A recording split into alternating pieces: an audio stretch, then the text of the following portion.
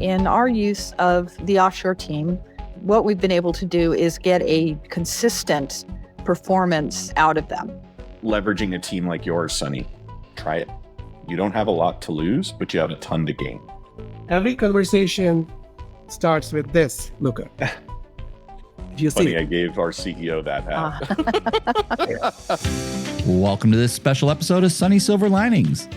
Sunny's guests this week are both from 1Path. Joining Sunny, we have Luca Jacobellis, COO, and Lori Patrick, VP of Global Operations. Now, here's your host, the visionary founder and CEO of IT by Design and MSP Talent Authority, Mr. Sunny Kaila. Over to you, Sunny. Hi, Lori. Hi, Luca. Welcome to the show. Good morning. Thank you for having us. Yeah, thank you. Thank you so much for joining me today. I truly appreciate your time. And I am so excited about sharing your thinking, share your, very valuable experience, insights in the MSP channel, or in general, like with SMBs. All MSPs are SMBs. So we will start with you, Lori. Tell us a little bit about yourself. Well, I'm currently working for 1Path, MSP, and I've spent many years in this sphere, both internationally and within the U.S., managing teams of engineers, typically, who are supporting clients' infrastructure through tool sets, NOCs, on-site, getting into security operations at one point, and now managing a NOC and a SOC and some advanced engineering teams as well. Thank you. Thank you for joining us today. And Luca, tell us about yourself, buddy. Good morning, Sunny. So for me, I've spent my entire career in the IT managed services space. Started as an engineer and, over time just took on more responsibility in management and leadership and have grown and exited one MSP prior to my time at 1Path. Actually, two different exits at that MSP. So I have some experience with the private equity groups that are spending a lot of time in our industry the last 10 or so years, and some insight into how that's shaping our industry. So it's been an interesting journey and career so far, and I see a lot of change coming for us over the next 10 years too. Yes, I would like to start there, like overall the landscape, right? I want to tap into your thinking in terms of where the channel was back in the days when you started to where it is right now, and what are the key things that you see that have changed? I mean, there's a lot. When I started doing this, Sunny, similar time frame to you, we were getting customers their very first domain names, their very first email addresses, their very first local area network to share files. Businesses were really, large companies had already been there, but small businesses, which is where managed services companies tend to play, were just trying to catch up from a technology standpoint. Every new customer had never had an MSP before. It was a greenfield of a marketplace. Today, totally different. Most businesses have had 2, 5, 7 different MSPs over the last 10 or more years. They're maturing their own businesses and technology processes. So from the customer side, it's changed a ton. You're also seeing MSPs starting to work their way up market. They're not just, doing business with that 5, 10, 20, 30 employee business, but now you're seeing customers being interested in managed services, 1,000 employees, 2,000 employees. So who's interested in buying managed services is changing. And then obviously, the security changes have really had to reshape and retool what MSP's capabilities look like. When people were getting their first email addresses, they weren't using it day and night. Today, people are 24/7 nonstop. And so that's reshaping what MSPs have to look like. It shapes how we have to staff, and then obviously the financial side of things. A lot of the owners who started these businesses have been in them 20 or more years. They're looking for exits.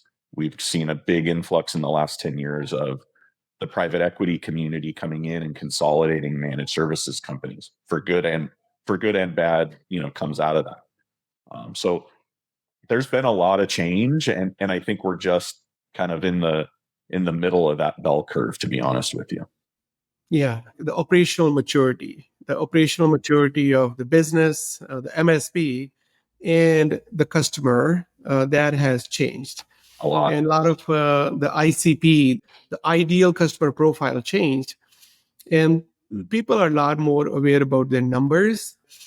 People are a lot more educated on what good looks like with the financials or that business acumen, right? It was more just used to be just the more peer technical groups. focus. I think the peer groups have driven that a lot, Sonny. Yeah, There's been a big focus in that community of sharing and learning, and not just being a lot of these businesses were started and run by technical people focused on technical things. Mm-hmm. yeah, And I think the industry, rightly so, has pulled them and said, hey, you run a substantial company now. You're not 3 people in your garage anymore. You're 50 employees, 100 employees more in some cases. You really have to understand the dynamics of your business. It's more complicated. You also have to understand, you've put, decades of your life into something. There's a lot of education that people have kind of been pushed into having to learn and make important. yes. Laurie, now, what are your thoughts on the channel, the MSP channel? Something Luca said resonated quite a bit, and that is the change in the client expectation, in their maturity. They've had, we started at the early 2000s with clients that they were a little suspicious of outsourcing, of giving their jewels to another company to manage for them. Mm-hmm. And this has become much more, it's not just accepted, it's expected now that a large company or medium-sized company is going to outsource to people with a core competency, which is IT management, versus whatever their core business is.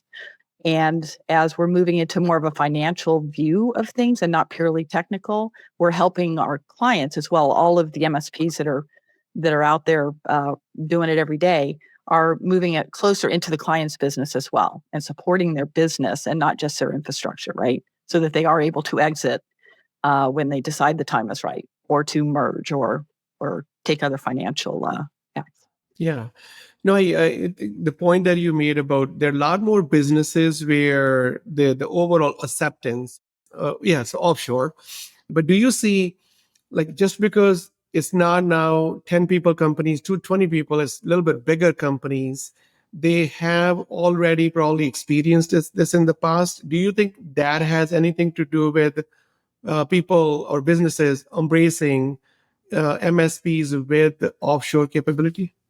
I do. I think as we get into a larger company profile or footprint, outsourcing is always an option. And so people sitting in the corner office, that's always a consideration.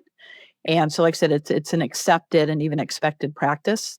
And when we begin talking about large companies that have multiple facets or dimensions to their business, they understand core competency, they understand focusing on what their business is and leaving experts in other areas, right, in other arenas to perform. And so if it's managing your AC systems or managing your infrastructure or even on the ground security system, there's a reason to outsource. And most of our customers now are beginning to, like I said, really recognize that is the best way to go, not just an alternative, is outsourcing. Yeah, thank you for sharing that. And look at what motivates normally a typical MSP to, like, what are the main drivers? What are the motivators for MSPs to outsource to another provider and use, especially offshore?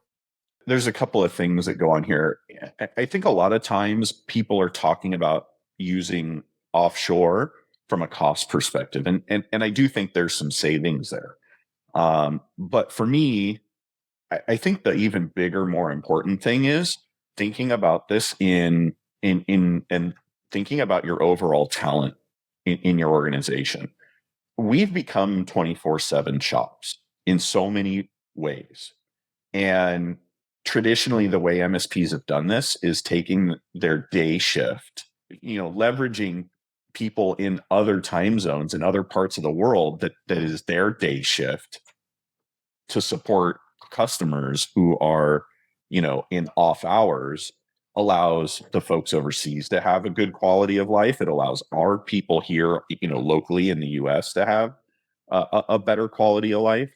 So, it goes beyond just a cost equation, but it really gets into a sustainable workforce. And we know that's a huge topic these days, right? Is how do you find people? How do you retain people? That whole conversation is a big component of it, especially in IT. I just like to add to that it's as you've got someone working during their daylight hours, I think the quality of support, and that's something Luca's discussed as well, the quality of support can be impacted. So if you're rolling someone out of bed at 3 a.m. who has a child and a dog and other things to worry about, that's a different type of experience that the client's going to get versus someone who's sitting at their desk, lights on, ready to work. Absolutely. Yeah, that's a great point. I used to be local MSP here, and in 2003, when we didn't have even our own NOC, and it was more of 9 to 5, people used to go home with their pager. Back then, you had a BlackBerry and you had a pager, and even that, it was like, you had to buy that for every engineer, for on-site engineers. And they go home, and all of a sudden, like, that's when servers knew that they have to go down, like especially Exchange 5.5, Luca, if you know like what I'm talking about. Former Exchange administrator here. So, Sunny, this is actually a topic where I think the private equity and the consolidation of our industry has, in a lot of ways, some negative connotation. This is actually a topic where I think there's positive. This consolidation, the one thing that I really believe that it's done positively is it's allowed these companies to scale larger. Scaling larger has allowed us as an MSP to build more sustainable teams, right? Absolutely. And it also changed the mindset of MSP leaders and business owners from tech-centric mindset to more business-centric mindset. I think that whole, like, it kind of forced people to think, like, if you're running a business, you got to think like an entrepreneur. You got to think like every leader, entrepreneurial attitude is important. So there's a lot of like overall maturity that we see in the channel, right? Now, the question that I think this is like majority of the, like, there's still a lot of MSPs where the mindset is, hey, I just cannot leverage global teams. Like, what are those fears and what one can do to overall understand those uncertainties and strategies to make them certain in terms of their success to access global talent? So that's where, Luca, would you like to start? I think the biggest thing is if you've never tried something, it's always scary, right? I mean, I hate to state the obvious, but I've always done it this way. This works. If I introduce something different and it causes headaches and problems, do I want to do that to myself, so to speak? So I think it's more just it's different, so it's scary. Lori, any other thoughts to this? I actually do. I'd say certainly there's a quality concern, and I'd say that within the U.S., it is probably a little stronger because we do feel that we do many things the best in the world, and so it's in some cases difficult for people to, without the experience, to say, "Wow, we're going to outsource. It's going to be offshore. It's going to be another country or another region supporting our clients, and is there going to be a quality issue?" That I think we've grown away from in the MSP sphere, just with the experience that people are having. As things grow, as things mature, as things become more sophisticated, as clients become more sophisticated. But that's certainly probably the first hurdle when working with a new client is ensuring that they're comfortable with that. Yeah. And let's go a little bit more, like expand on this idea of really your advice, how to be successful leveraging a global capability.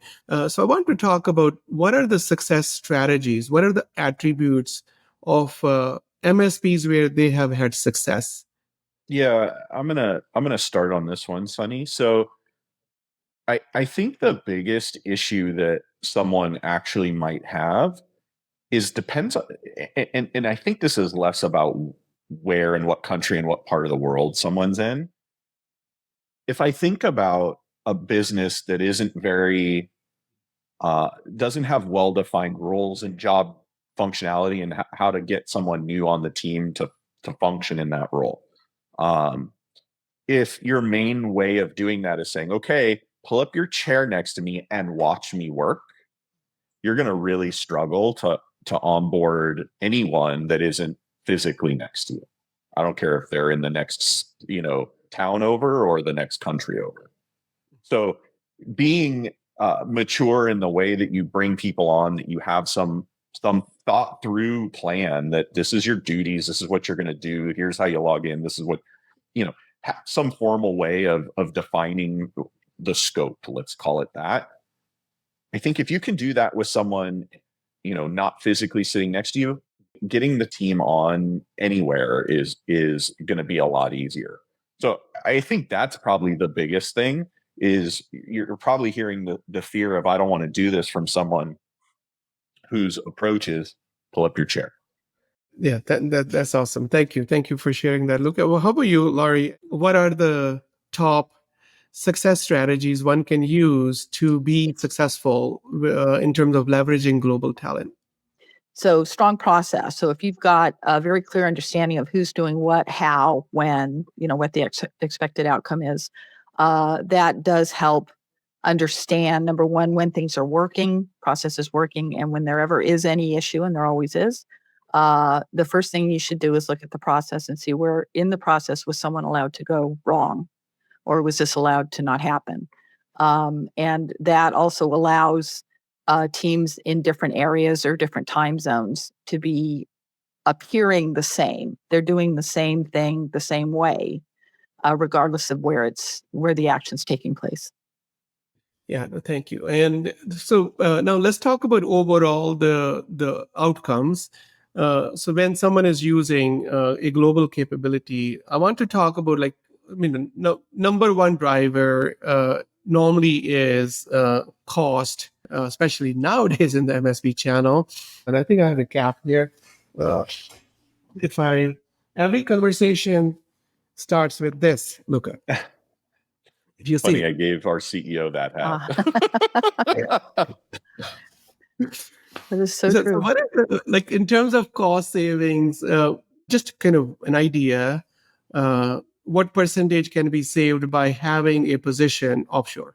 I'll go there. I'd say just from my experience, just very recently, the actual savings is going to be 30% or more, depending on how far you take the measurement. So if you want to start with recruiting, which is a large cost, and retention towards the end, if you add that, I think it's even a larger cost savings in outsourcing, because you do save on the effort at both ends, recruiting and retaining the talent that you need. You brought up a point, Sunny, just a couple of minutes ago about the exceptional expertise that sometimes you need. And that's also big. You may need some temporary support. We're going through this right now in some very specific areas, and you can pull someone in from a global organization that you're partnered with that can fill that role for the time that's needed, without looking to potentially hire someone in or pay a local contractor for the same work. So there's plenty of reason to go there. Yeah, I think you made an important point, that it's how you look at that cost, like what is included was that equation. Yeah. Because salary is one, then benefits, then a lot more taxes and anything else related to that employee comp and benefits, total rewards that they call it nowadays. I think people, HR people. So what have you done your like 1Path, what do you do really, really well that others can learn from in terms of leveraging offshore as an extension of your team? I will say that in our use of the offshore team in the NOC, what we've been able to do is get a consistent performance out of them. And so when people are working in the day, and we're seeing this a little bit, there's a lot of distractions. And so we have people whose job is to respond to events. And with our offshores team, that is what they do. Then that is all they do. And so we've got a very consistent, we're meeting our SLAs, and we're able to really get that as a machine sort of working without the sort of distractions that can take place and do take place during office hours, let's say. So that's, I think, one of the big benefits to having that team there. We mentioned some of the others is having people at their desk when needed and not calling people out of bed. So that's another improvement, and we're expanding the capabilities of our offshore so that we are having more client interaction, and again, the ability to sound like you're awake on a phone with a client is key. So yeah. And Laurie, what is the from the challenges point of view, like the way I see it is that people component of the business is always challenging, no matter where it is. And so, but especially when it's related to offshore teams, what are the top 2 to 3 challenges that you have experienced?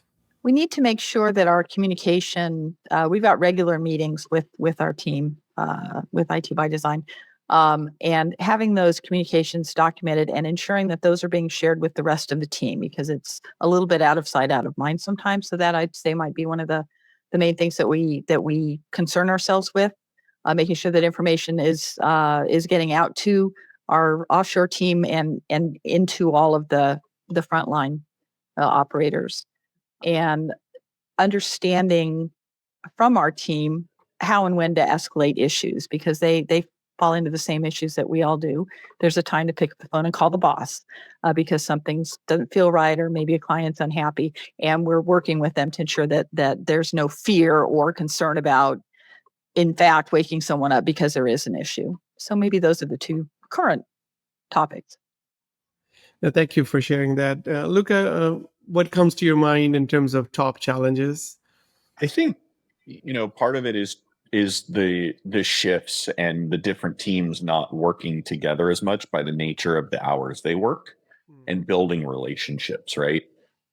Part of having a good cohesive team is having good relationships. And I think the biggest challenge that I see is, and I saw this even with my wife when she worked in a previous role, working with teams on different hours. You're managing a team when you work, 9 to 5 on the West Coast of the US, and at 6 p.m. your Indian team comes online. Okay, but you're still accountable for managing them, and doing that is probably one of the biggest challenges that I see. Yeah.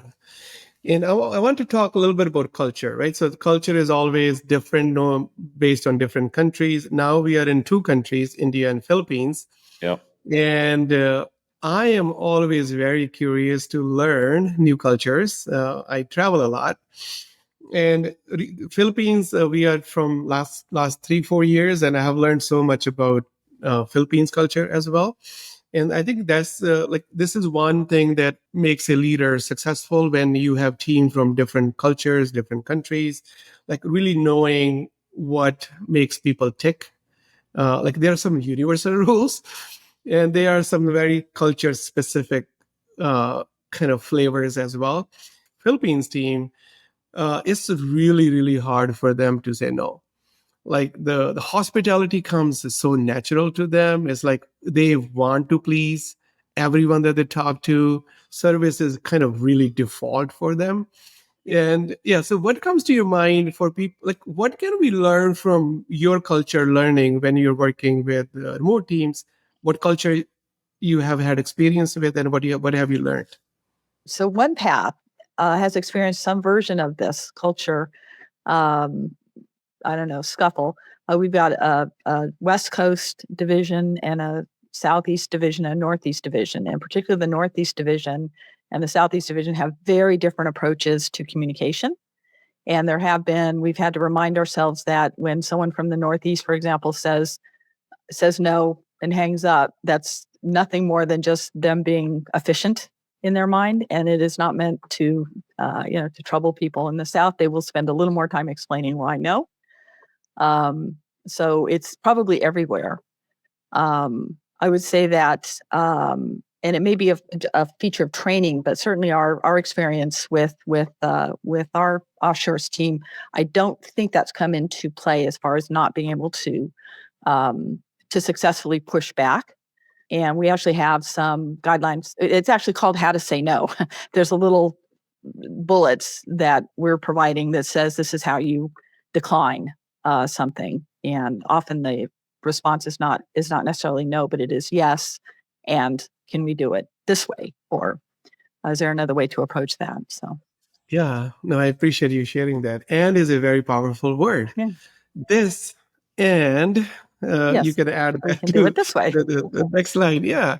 The other thing I would add to that, Sunny, is, comes down to management style. One, you have to create a safe environment. Mm. And sometimes you have to even verbalize, hey, I'm asking for something, but it's also okay to say no. Yeah. Right? You can verbalize that and say, hey, I'm thinking about us doing X, Y, or Z. Does that work for you? It's okay if it doesn't. We'll figure out another way. Mm-hmm. Right? And so getting consistently showing people that it's a safe environment. And secondly, even saying, hey, if you don't think this is a good idea, or if you don't want to do this, or if that doesn't work for you, like, that's okay. I'll figure out some other option. Yeah, that is so important to make people feel safe, giving them permission to say no, and that psychological safety that we all are looking for in our work environments. That's right. Is so important. Laurie, any thought that you would like to share? Any question that I did not ask, but you think it will be helpful for our MSP fans? We've covered it a little bit, but it's so important. And that is the benefit of KPIs, of metrics. And it's something that 1Path has driven all the way through all of our teams, so that even our people that have been with us for a week understand how important metrics are, how important knowing your number is. And so as you begin talking about outsourcing, you're talking about offshoring, we're talking about shifts, overnights, and weekends, understanding what you're driving towards, I think, is very important. And it's something I said we're really, I think, very successfully managing that out into our teams, the importance of knowing what your metrics are and understanding what to do when you see trends going the wrong way. Awesome. Thank you. Luca, anything that you would like to share with the channel? Yeah, I would just reinforce the comments that we were talking about earlier. If you haven't tried leveraging a team like yours, Sunny, try it. You don't have a lot to lose, but you have a ton to gain. You have a cost efficiency that, Sunny, you outlined better than I could. But you also have a way to improve the quality of life for the rest of your staff and take some of those odd hours off their plates and give them their own lives back with their family, their friends, etc. The worst thing that happens is it doesn't work and you go back to doing things the way you did. But living in fear and not trying something is only hurting everybody, and is an easy thing to unwind if for whatever reason it doesn't work in your case. So my thing to people would be try something new. It could really benefit you. Yeah, embracing change is important. Absolutely. Find something new, like always, new thinking to create new things is always helpful. So thank you so much, Luca, for coming to my show. And Laurie, I truly, truly appreciate you coming to my show. Thank you so much for your partnership, guys. And we have been enjoying this partnership for many, many years and look forward to doing a lot more together. And the most enjoyable piece for us at ITBD, when I talk to my team members, is the people that they work with when they work with 1Path. They're like, such a great group of human beings. And they really, really enjoy collaborating with your team, doing teamwork with your teams there. So we truly, truly appreciate you. We truly appreciate your culture. We truly appreciate the way you do teamwork with our team and creating a bigger future for both companies. Thank you. Thank you, Sunny. Likewise. Sunny. Appreciate it. Thank you for watching Sunny's Silver Linings. Don't forget to like, share, and subscribe. See you next time.